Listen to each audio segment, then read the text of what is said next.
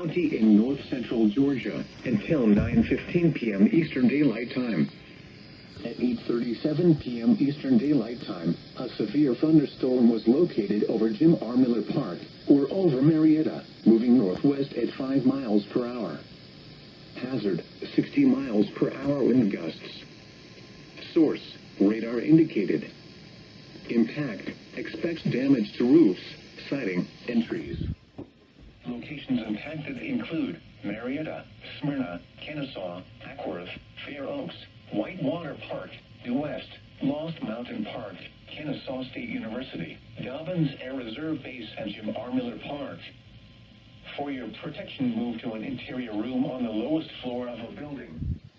If you see wind damage, hail, or flooding, wait until the storm has passed, and then call the National Weather Service toll-free at 1-866-7-634-466 or tweet us your report at NWS Atlanta.